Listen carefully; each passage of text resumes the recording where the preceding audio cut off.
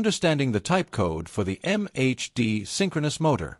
The MHD071B-035-PG0-UN. MHD denotes the product type as a synchronous motor.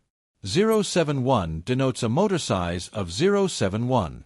It has a centering diameter of 95 mm and a flange size of 115 mm. B denotes a motor length of B. It has a continuous standstill torque of 8 Nm.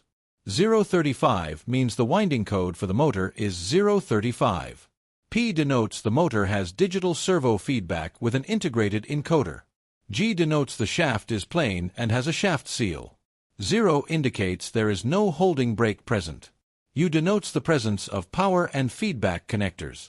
The connectors move on a turntable with a range of 270 degrees. N means the motor has liquid cooling. Thank you for watching. Wake Industrial is your partner in progress for all MHD repair and refurbishments.